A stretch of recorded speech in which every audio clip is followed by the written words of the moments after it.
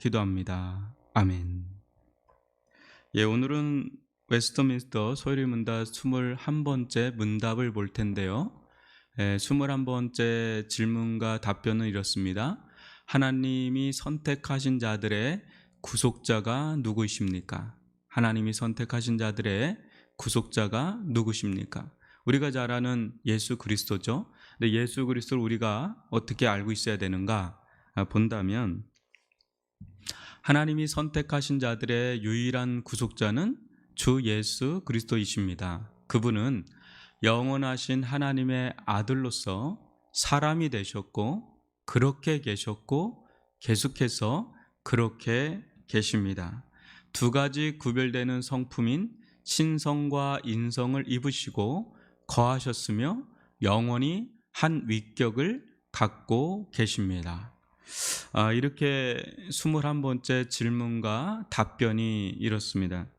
여러분, 지난주에 우리 빌립보서 말씀을 나가면서 예수 그리스도를 아는 지식이 가장 고상하다 하면서 자신의 유익했던 모든 것까지도 해로 여길 정도로, 배설물로 여길 정도로 그리스도 예수를 아는 지식을 줄기차게 추구한 사도 바울을 본다면, 우리가 예수 그리스도를 안다 그럴 때 어느 정도로 알고 있느냐, 한 사람을 안다 그럴 때도 어떤 분이 그러잖아요.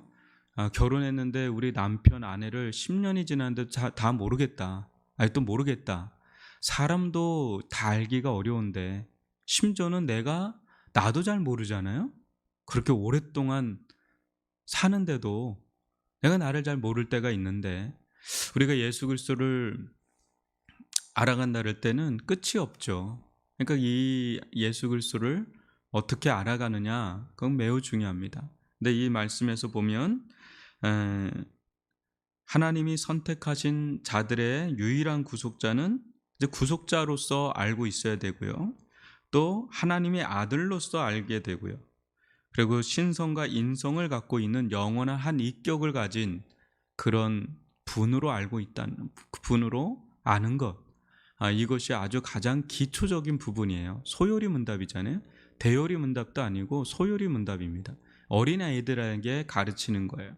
그러니까 이것만 해도 실은 어른들도 이거를 설명하기가 쉽지 않는 얘기를 아이들에게 가르치는데, 이거 아이들에게 가르친다는 건 가장 기초적이면서도 본질적인 걸 가르치는 거거든요. 근데 이런 부분에 대해서 계속해서 알아갈 필요가 있습니다. 첫 번째, 이제 구속자라는 말이 나오는데, 구속이라는 단어, 여러분, 구속이라는 단어는 우리 흔한 일상 용어가 아니죠. 특별한 언어입니다. 그죠?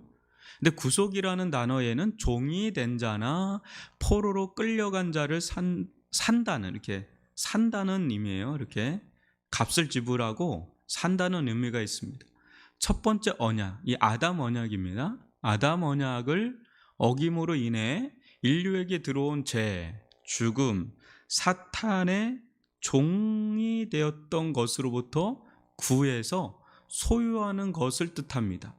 그리스도께서 하나님의 선택한 백성의 구속자가 되시는 것은 그리스도께서 선택한 자들을 구속하시기 때문입니다.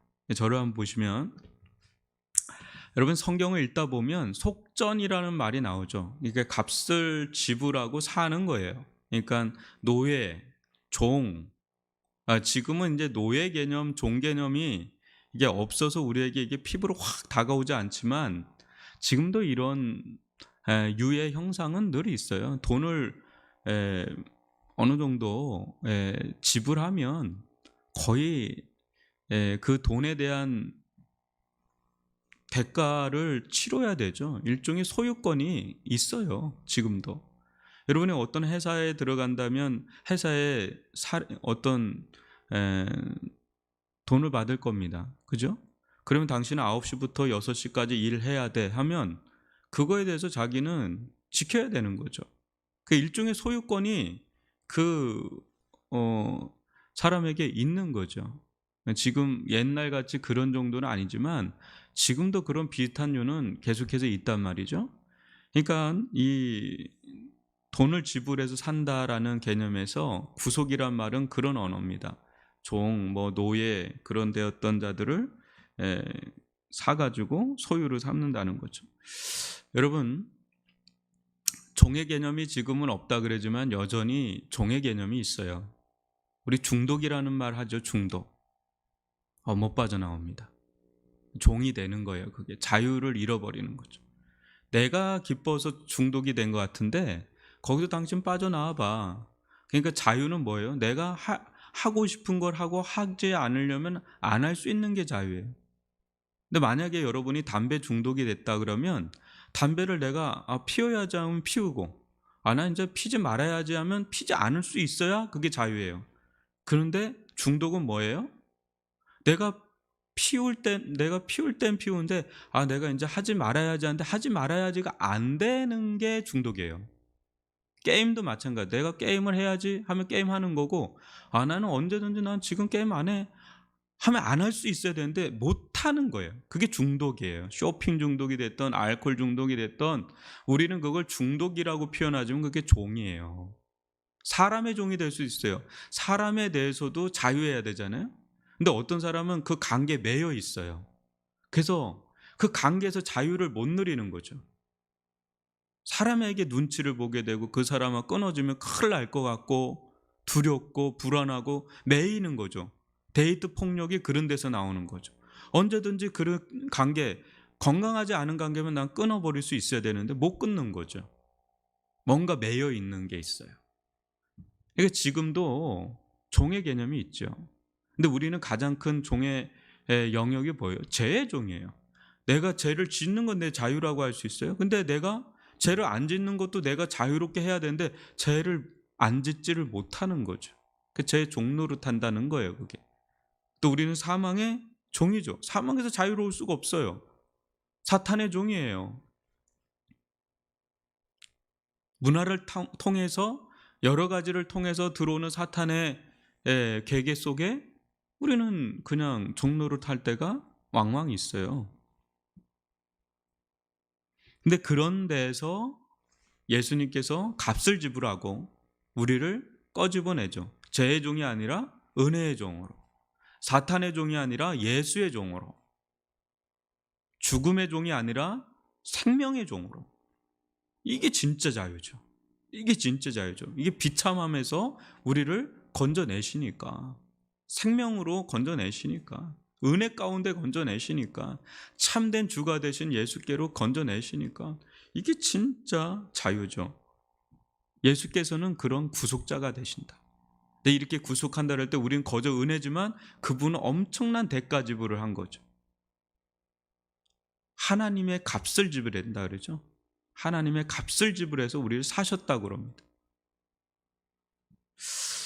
그래서 베드로전서 1장 18, 19절 보면 너희가 알거니와 너희 조상이 물려준 헛된 행실에서 대속함을 받은 것은 은이나 금같이 없어질 것으로 된 것이 아니요 은과 금보다 더 대단한 거죠.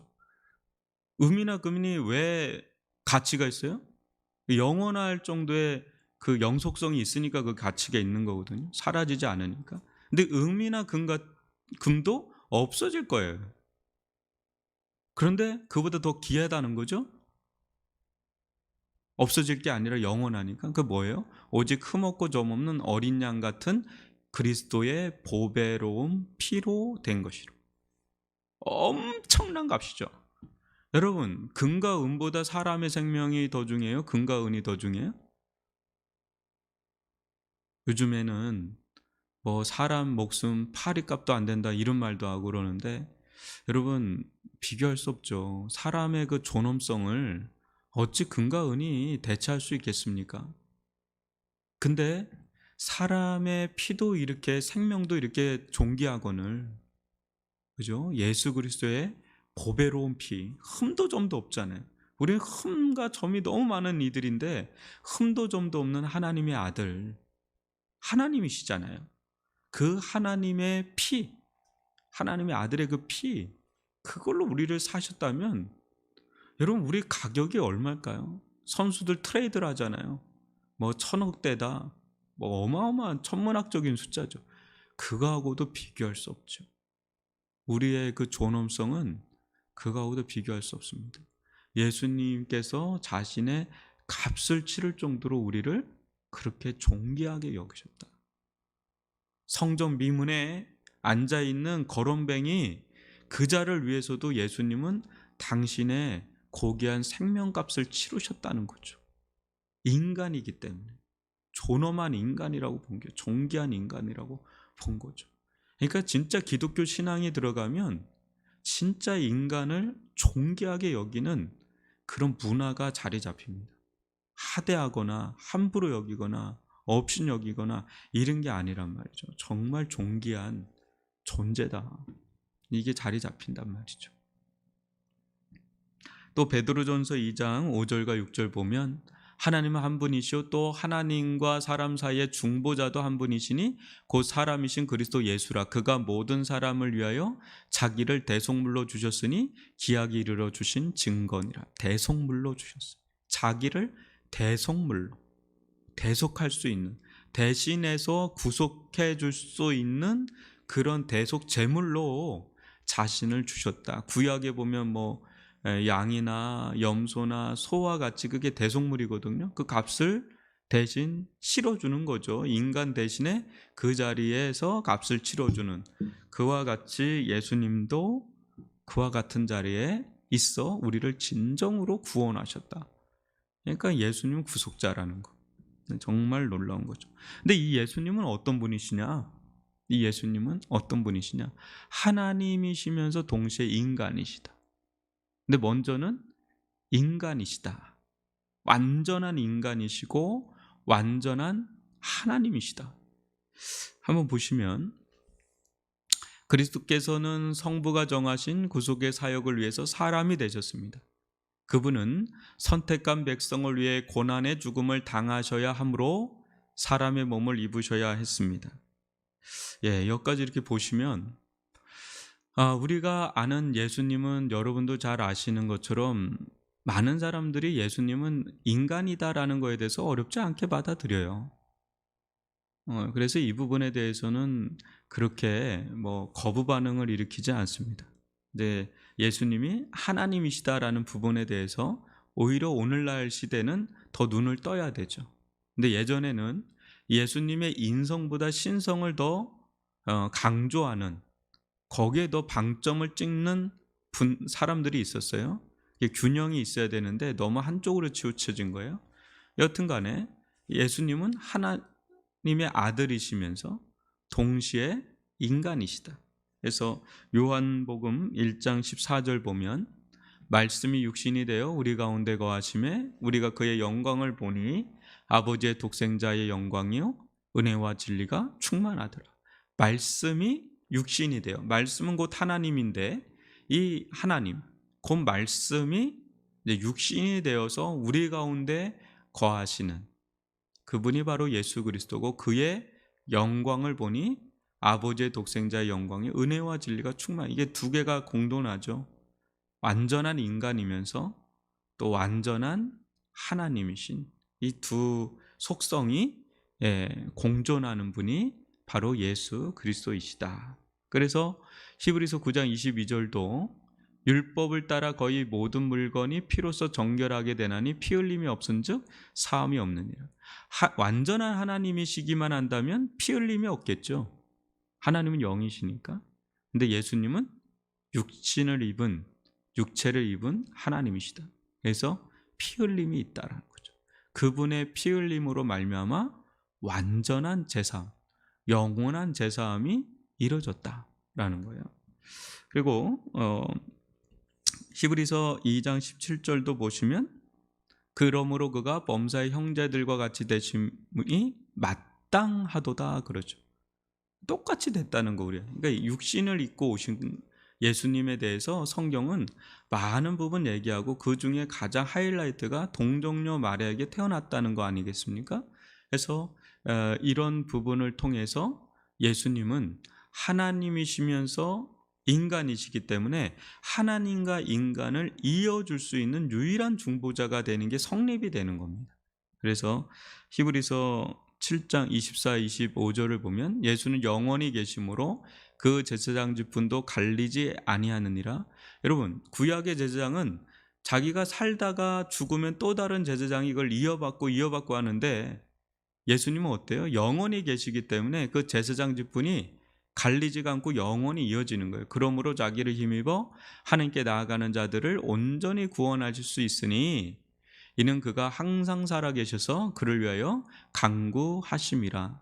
그러니까 예수님은 영원한 제사장이 되셔서 우리를 영원토록 구원할 수 있는 중보자가 되시고 제사장이 되시고 구원자가 되신다라는 것을 보여주는 대목입니다.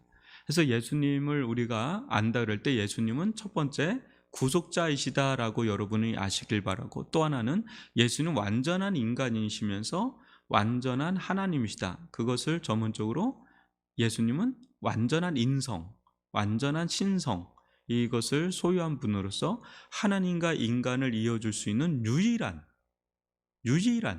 중보자가 되신다. 그래서 여러분, 수많은 종교에 어떤 구원관이 있고 나름의 구원자 역할을 하는 이들이 있는데, 이 기독교처럼 정교하게 있지 않아요. 인간이면 인간이지, 또 신이면 신이지, 이렇게 되는데, 신인, 하나님과 인간의 두 가지를 결합하고 있는 그런 그리스 로마 신화를 또 말하는 것도 아니고요. 정말 참 하나님이시면서 참 인간이신 예수님이 유일한 구원자가 되신다라는 것을 여러분 잘 아시고, 그 안에서 전개되는 기독교의 또 여러 그리스도로 아는 지식의 체계가 여러분들 가운데 잘 잡힐 수 있기를 바랍니다. 이것이 예수 그리스도를 아는 지식이 계속해서 우리들 가운데 자라게 되는 그런 측면이죠. 이 부분들을 여러분들이 가장 어린 아이들한테도 가르칠 수 있는 그런 것이면서 동시에 가장 본질적인 거기 때문에 우리가 이 부분을 잘 새기고, 또 여기에 믿음을 잇대고 또 믿음으로 알아가고 이해하는 그런 믿음의 신앙의 길을 또 갈 수 있기를 주님의 이름으로 축원합니다.